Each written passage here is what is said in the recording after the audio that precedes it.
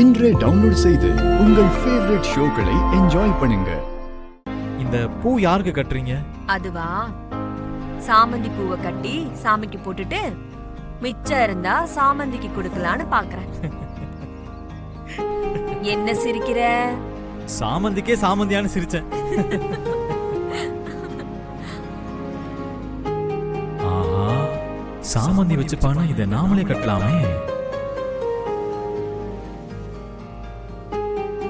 பார்வதியம்மா, பூ கட்டுறதுக்கு நான் வேணா உங்களுக்கு ஹெல்ப் பண்ணவா? அதெல்லாம் ஒண்ணு வேண்டாம். பார்க்க ஈஸியா இருக்கும், ஆனா கட்டுறது ரொம்ப கஷ்டம். என்ன பார்வதியம்மா, இதெல்லாம் சர்வ சாதாரணமான விஷயம். சூப்பரா பண்றேன், கொடுங்க. அட இருக்கட்டும். பார்வதியம்மா கொடுங்க, நான் பாத்துக்கிறேன், கொடுங்க. ஏய் பாத்து. சரி, கட்டுறேன்னு சொன்னல, எங்க கட்டு பாப்போம். நீங்க எப்படி உட்கார்ந்திருந்தா நான் எப்படி கட்டுறது? நீங்க வேற வேலை இருந்தா பாருங்க, நான் கட்டி முடிச்சுட்டு உங்களை கூப்பிடுறேன். நீ முடிச்சாதானே கூப்பிடுறதுக்கு? கண்டிப்பா நீ கூப்பிடுறதுக்கு வாய்ப்பே கிடையாது. சரி, நான் போறேன். சீக்கிரம் கட்டிட்டு கூப்பிடு.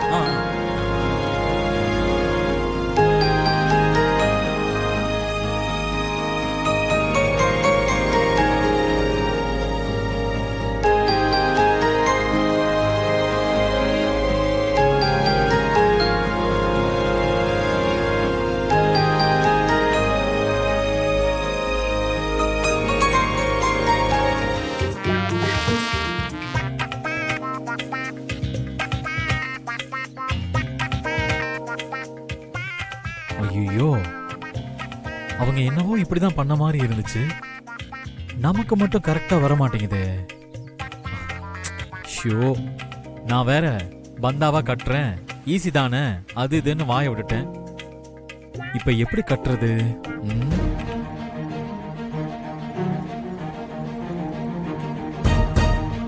பூ கட்டுவது எப்படி?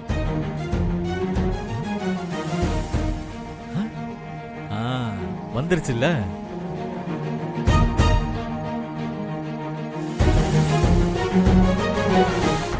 இவ்வளவுதானா?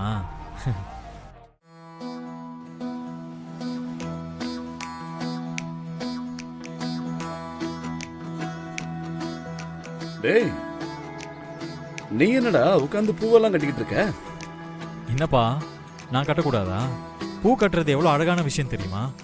அதை கட்டுறது தப்பா? அழகா இருக்குங்கிறதுக்காக பூ கட்டுவியா? ஏன், இதுல என்ன தப்பு இருக்கு? நீங்க கூட தான் எவ்வளவோ படிச்சிருக்கீங்க, பெரிய பெரிய கம்பெனி கூட எல்லாம் ஒர்க் பண்ணிருக்கீங்க. ஆனா இப்போ கார்டனிங் பண்றது இல்லையா? அது வேற இது வேற. அப்பா, பிடிச்ச வேலையை செய்யறதுக்கு கொடுத்து வச்சிருக்கணும். என்ன பொறுத்த வரைக்கும் எல்லாமே ஆர்ட் தான். உன்னை லா படிக்க வச்சேன், பார் கவுன்சில்ல மெம்பர் ஆகி கோர்ட்ல ஆர்கியூ பண்ணுவேன்னு பார்த்தா நீ என்னடா தெருவா பூவிக்க போக போல இருக்கே.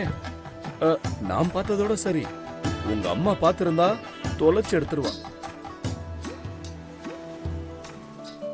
பூ கட்டுறதுனால இத தெருவா விற்க போறேன்னு நினைச்சிட்டீங்களா? இந்த பூவை நான் கட்டுறது சாமந்திக்காக தான்.